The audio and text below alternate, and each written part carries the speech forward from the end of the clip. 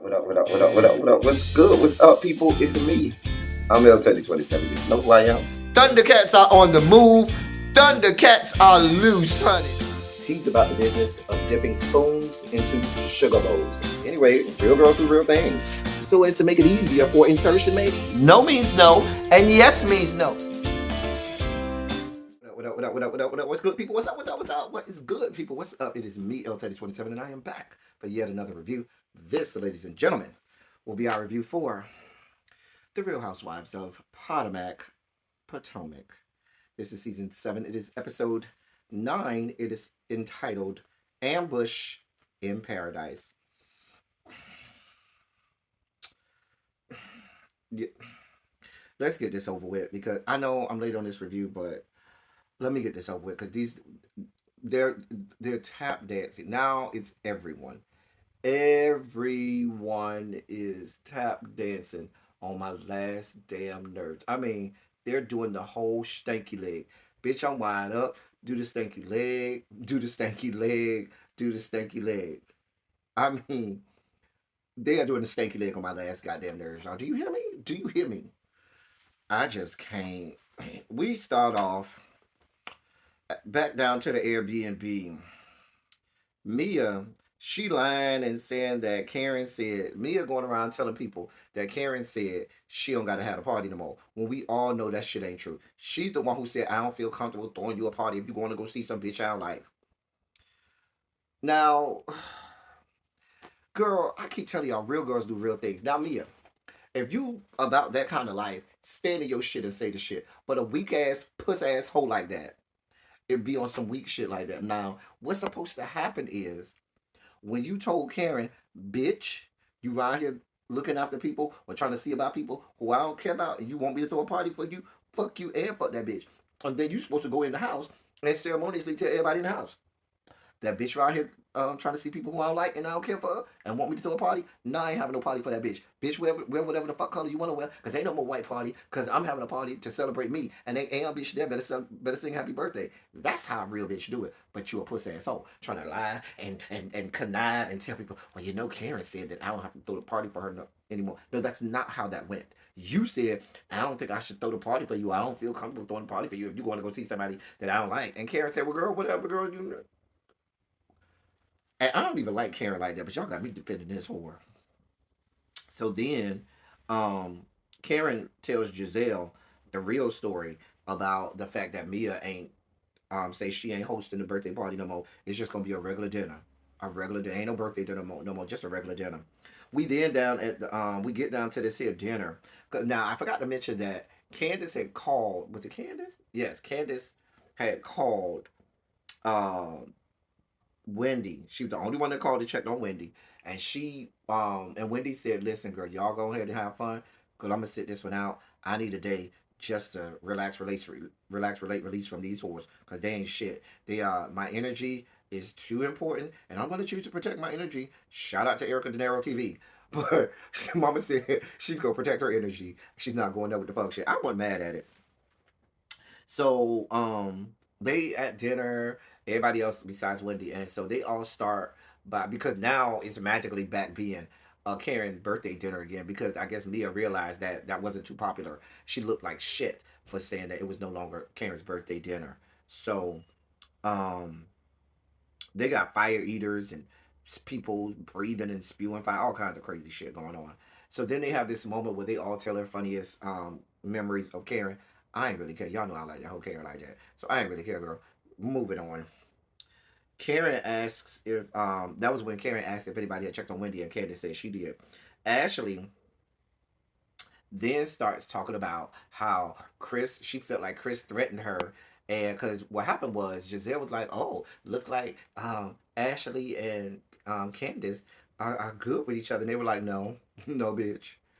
We just put aside our differences momentarily for the betterment of going to see about Wendy because both of us were mutually concerned about Wendy because your trifling ass wasn't because you a stank ass puss ass hoe that ain't about shit. You are the least of us, Giselle. You are absolutely the least of us, which proves that even demons parade around in the church.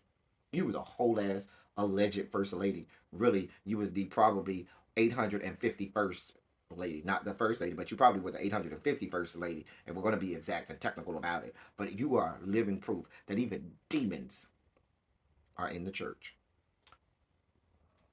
Anyway, um, so when Giselle says that, they were like, "Yeah, no, this one we ain't friends." So that's when Ashley says, "Well, cause Chris is threatening me on Twitter." Eh, You know, people throw around that term threat real loose. They just be real loosey goosey with that word threat. It's two words that people throw around real loosey goosey, and you be like, "Girl." When somebody says they're threatened and when somebody says they're triggered, those two words, people be throwing those words out real loosey goosey when it ain't no such thing. It ain't no such threat. It ain't no such um it don't be no threats thrown.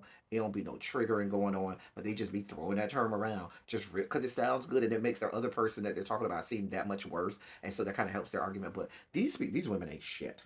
I'm just gonna put it out there. They ain't shit. So Giselle chimes in and says, "Well, I thought he was threatening me, baby. Candy." Ow! Baby Candace said, "Hold on, wait a minute. Let me gather the girls." Candace said, "Girl, I'm not here for this shit." Candace went to gather it, baby. Candace said, "Well, if you want to be technical, he was talking to both of y'all hoes, so both of y'all should feel threatened."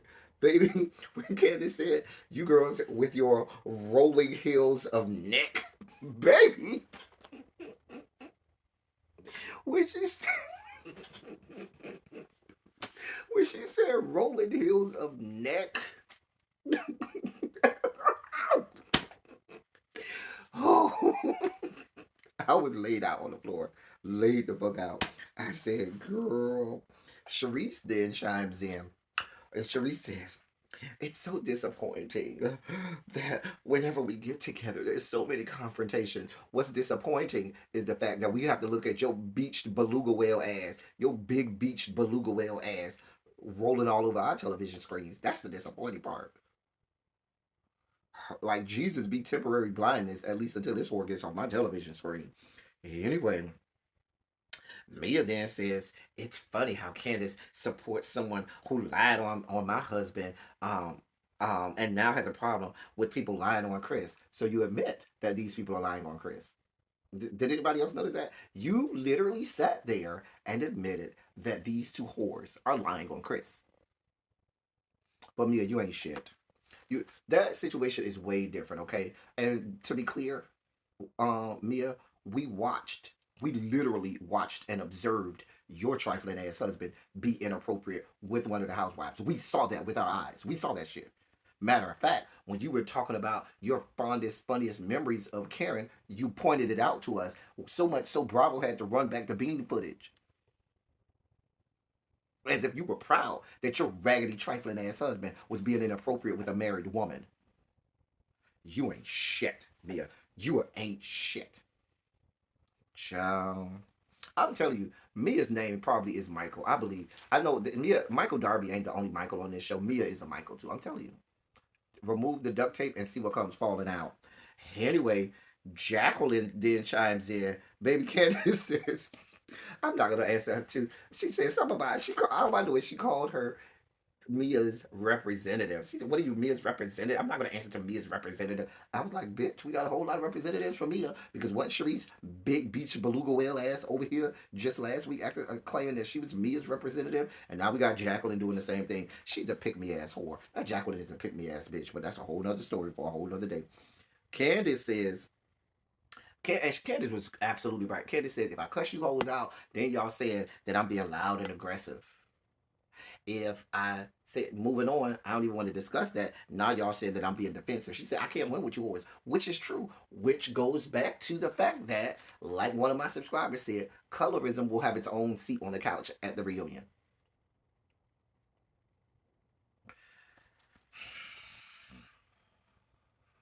But see, Candace, what you don't understand is these people don't want there to be any level of equity or equality in any of this. See, when you're used to reaping the benefits of colorism, when things are equitable or equal, that kind of doesn't sit well with them. That seems like their own level of oppression. When it's just equality, it's just equity at its best. Anyway, um, Wendy. start not Wendy, Karen started singing happy birthday to herself and raggedy trifling ain't shit ass Giselle is like, girl, we already sang happy birthday to you earlier, girl. We don't want to hear all that. Girl, like when just Giselle, how decrepit and deplorable must your soul and heart be? This woman is. We're having a whole ass birthday dinner allegedly for this woman. Ain't nobody singing happy birthday to her. She starts singing happy birthday to herself, and your raggedy rain on my parade ass, raggedy, not today Nick, not today Kanko's ass is gonna say we already sang happy birthday to you yesterday, and basically saying just shut up. No, you shut up, Giselle. Shut up forever. She's a raggedy whore. Anyway, at this point, Candace had to have it. Mama stormed upstairs. Now, we later find out about this um Instagram live. They said that the Instagram live was taped a few days before the trip. The way she stormed up them stairs, and maybe because it looked like she had on a white shirt or a white blouse on the Instagram live, and they was wearing all white at the party or whatever. Because I thought she went straight upstairs and started doing that Instagram live right then and there. But they said it was done a few days earlier. But anyway, in the Instagram live, she called all the hoes fake ass bitches. She wasn't lying. She wasn't lying. Like there were no lies told. Nothing about what she said was a lie. Baby, she wasn't lying. So we did catch up with Wendy. Wendy is enjoying herself at her hotel, having herself a good time, not being bothered with the fuck shit and fuckery, protecting her energy. Shout out to you, Wendy. Back down to the Airbnb. The next morning, we see Ashley on FaceTime with Barnum and Bailey's favorite, the bearded lady, her raggedy ass mammy.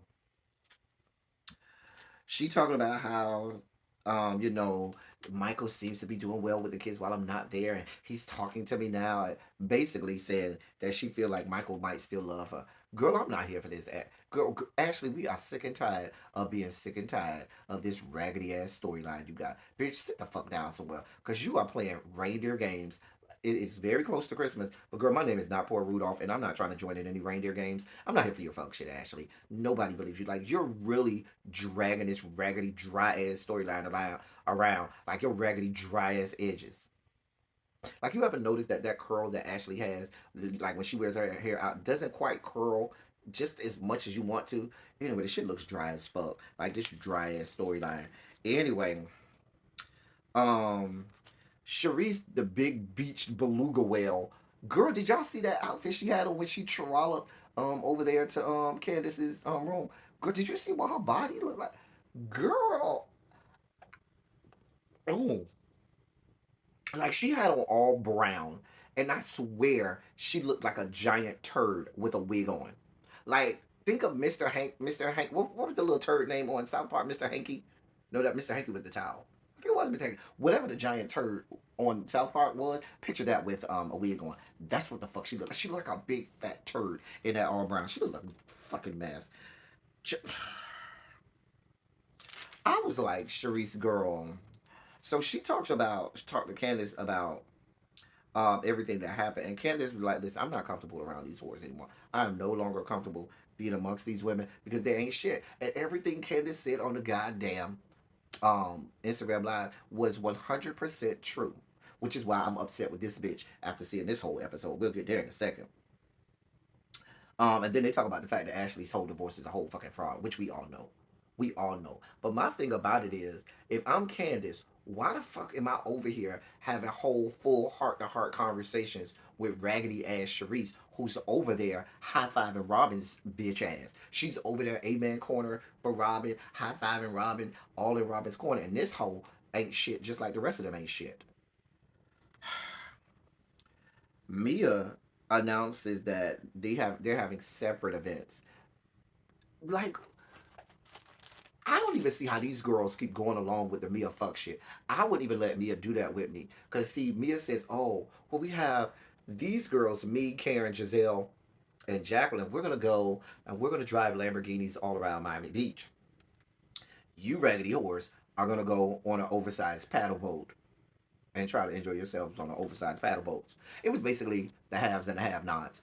Basically, what I would have told that bitch is, bitch, you wasted your money. Bitch, we going somewhere else because real girls do real things. I got my own money. I don't need you to do shit for me. Girl, we finna go out and have us a good time in motherfucking Miami Beach too. We would not be out here paddling some motherfucking paddle boats on this oversized ass paddle boats. I was like, girl, if you don't get this glorified paddle boat and go sit your ass, you gonna paddle on this fucking paddle boat. I ain't going on this shit. Girl, it was a mess. That was a whole. That shit was a fucking mess. Just a damn mess. A damn mess. Like I just did not understand how they went along with that. Like there's this hierarchy or the haves and have not. Girl, after I would have girl, y'all got it. Y'all got it. Um, so you got Candace, Ashley, and Robin, and Candy, Ashley, Robin, and Sharice over there at the glorified paddle boat. While they were on their way there in the SUV, Candace said she wanted to invite Wendy to the boat, but then she said, "Well, Robin, I don't want to invite her if it's gonna be that big of a problem for you." Robin said, "Girl, I don't care." So Candace calls Wendy and invites Wendy to the glorified paddle boat. We then see Mia, Giselle, and Jacqueline. They go to go drive these Lamborghinis in around South Beach. Oles, but why are y'all surprised that Karen can't drive? People in their 70s and 80s have no business with driver's licenses driving around with us regular people. She old as hell. Her faculties and all of those things ain't together like they used to be. I mean, come on now. You don't need to be driving. There needs to be age restrictions on the high end for some old people driving. And Karen ain't one of them people. The woman didn't even take the car out of park. She didn't even press the goddamn gas pedal. Like, who are y'all issuing licenses to in the greater DMV area? Like, what municipality or state government gave that geriatric a goddamn driver's license? That's a damn mess. Down to the glorified paddle boat. Robin says she's going to have a really small, intimate size wedding to Juan. She won't go into any detail in the company of people who don't like her. She said Juan don't like you. Your kids don't like you. I believe your parents don't even like you. So if you're not gonna give the details in the company of anybody that likes you, who the fuck you gonna give it in the company? Giselle. That's it. Cause don't nobody like your ass. Girl, she's basically giving herself cover for the fact that this shit ain't gonna really happen. And if it does happen, the shit is gonna be a whole ass sham. Nobody wants you, Robin. We don't want you. We don't want to watch you. Your kids don't even want you around. We know Juan don't want you around. Why are you here? Why are you here? Chum. I wrote in my notes that she needs more time to come up with lies. That's why she don't want to give no details because she needs more time to come up with whatever lies she's going to tell us about this sham of a marriage. When everybody gets back to the Airbnb, Robin um plays the IG live for Giselle because they're getting ready to have the last dinner before they go home. So Robin plays the IG live. Says she was on the toilet shitting. That I can believe because you a shitty ass fucker. You ain't you a shitty ass whore. You just, she was shitting.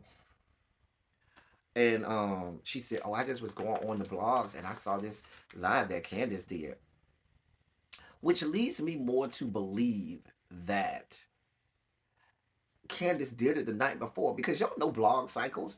The blog cycles run real fast. I don't believe that Candace would have taped that or did that Instagram live a few days before and it would just be hitting the blog site. Y'all know how the blogs go. Baby, if Candace do that thing tonight, in an hour or two, it's going to be on the blogs. It certainly won't be there.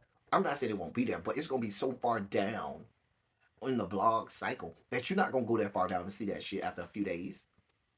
You know what I'm saying? But whatever. That's what they say. That's what we going with, I guess. Anyway, but she showed Candace where the recording where Candace said all of them hoes are fake as fuck and they ain't shit. Where's the lie? Where's the false truth? Cause ain't none of you hoes shit. Child. Robin says she feels blindsided because she fake tried to stick up for Chris. Let's be clear, Robin. That shit went out. We already clocked your tea. That shit went out the window. When your girl Giselle stood firm in the fact that she wasn't coming off of it, you went and started siding with Giselle. I pointed that out a couple episodes ago when they were sitting in that store acting like they were shopping, knowing these raggedy hoes don't know nothing about shopping.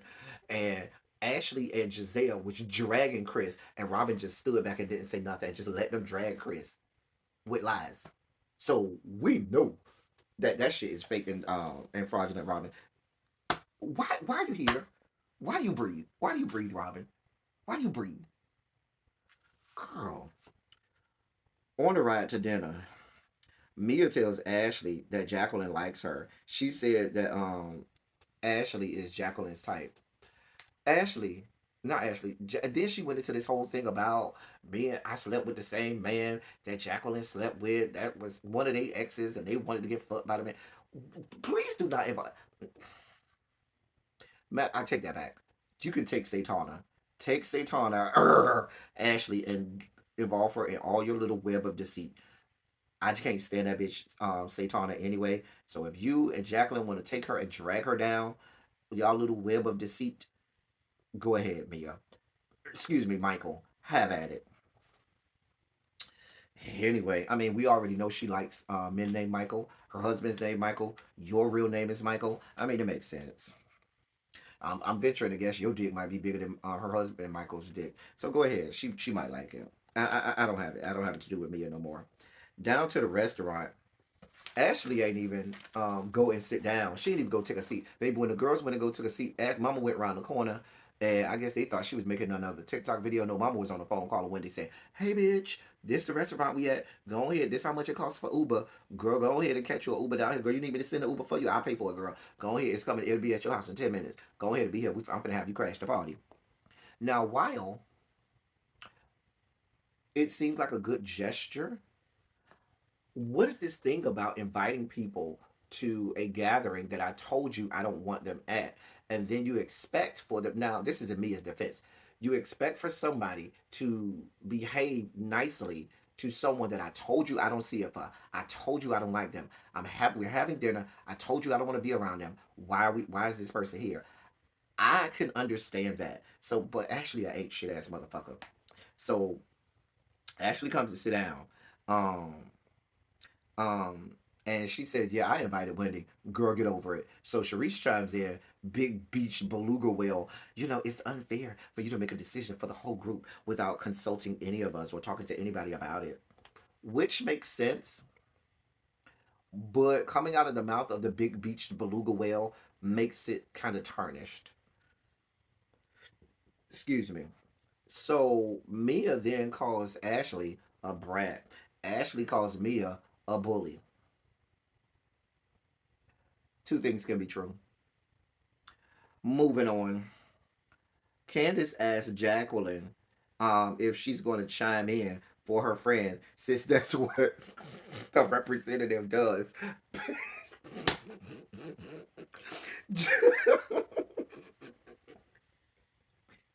I don't know why it's so funny to me every time Ashley Candace goes in on Jacqueline, because Jacqueline ain't shit. Anyway, Wendy comes and Wendy actually gives an apology to to Mia. But here's the deal, Wendy. Here's the deal. There's no way imaginable that I'm apologizing to this raggedy ass bitch that sat there and told you. Because even if I said I was gonna be the bigger person and apologize, and that bitch basically turned her nose up at my apology, said, "Bitch, I don't see it for you," baby, I would have said, "Oh, that's how you feel. Let me rescind my apology," and then I would have commenced to dragging that bitch for about 20 good minutes, dragging her, dog walking her verbally, but she would have got dog walked. She would have got mollywalked. She would have got dish ragged verbally. Baby, after she would have gotten eviscerated or disemboweled, girl, girl, by the time I'm through with you, I will obviate your soul, okay? Girl, by the time, Wendy, you playing nice with people who don't play nicely. You playing too much, girl. That shit pissed me off, Wendy, because you sat there and apologized to her, and she gave you her ass against, and you sat there and just took it. No, ma'am. No, ma'am. No, God. But she apologized for her role in the skirmish and what role she may have played in causing it to escalate. With Mia says she don't accept the apology. Child, a mess. Giselle start. Oh, I forgot to mention this part.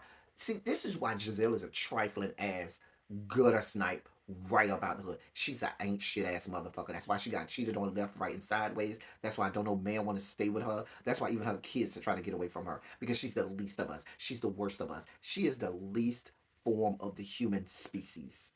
Like every bad part of the human genome must have been put into making her psychologically, making all of her insides, making her soul. When Wendy came there, now mind you, Wendy is sitting all the way down on this side of the table. If you look at the show, she when Wendy, not Wendy, Mia and Giselle are literally on the whole opposite side of the table from her, farthest side of the table from her. Giselle literally took and started moving Mia's chair closer to her so as to move it farther away from Wendy. Did y'all see that shit? Because that bitch ain't shit.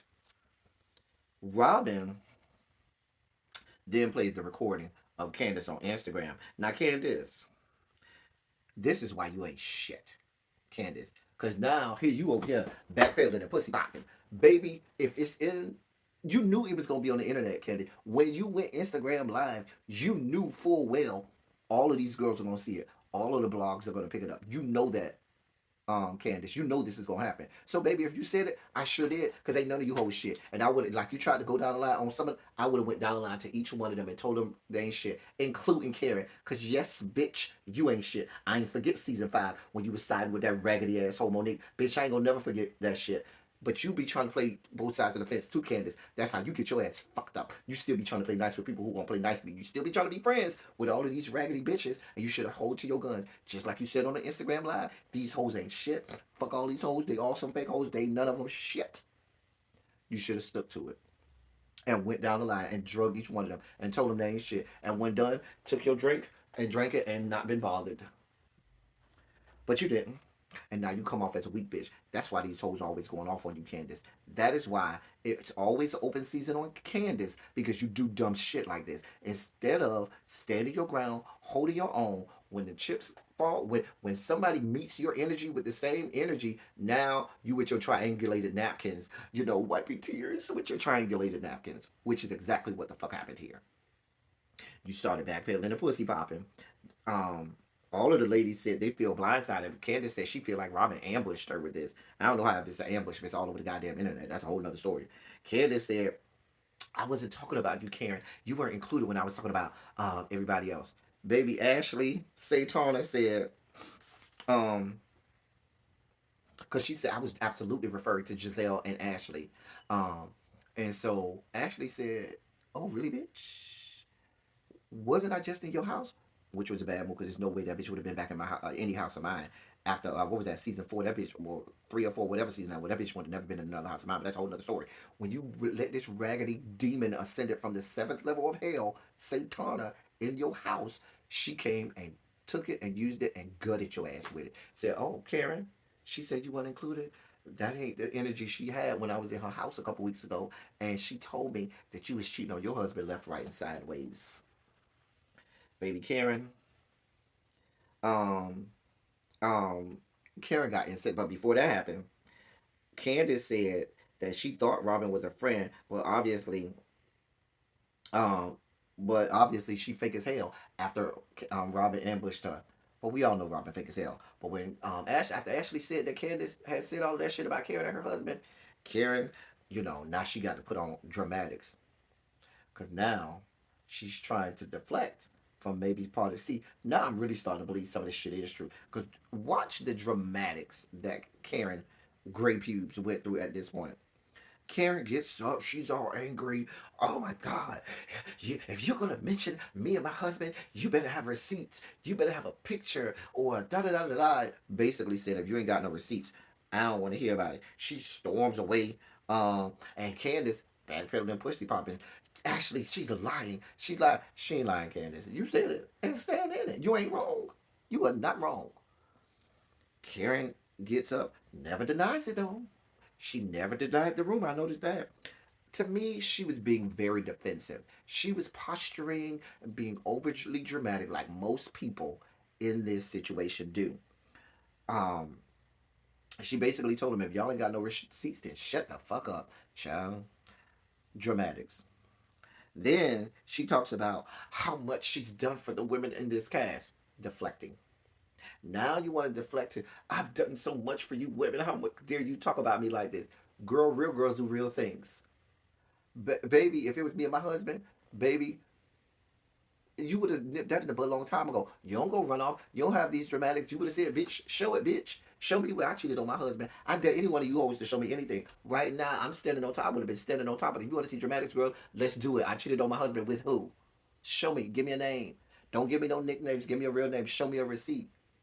Because I've never, see, then you go unequivocally. I've never cheated on my husband since the day we wed. Matter of fact, let me call my husband on the phone. Put him on speakerphone. Baby, have I ever cheated on you? Not to your knowledge. Great. I'm waiting for these hoes to show me because I've never cheated. See, you got to see it with your mouth. I have never cheated on my husband. Ever. Show me a receipt. Then somebody might believe you. But you've never uttered those words. You're just looking for somebody to show receipts, meaning there probably are some. You're just wanting them to have them. You just don't think nobody has them.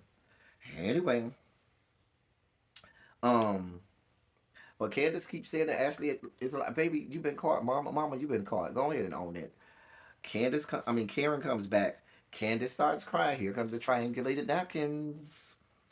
And after that, they leave the restaurant because it's too much for them. But then magically, Giselle, according to them, is the only one that went home. See, this is how this whole shit looks so fake and phony. Because magically, Candace says that they all of them except Giselle went to a club and they was all happy and hugging and drinking together and having such a gay old time.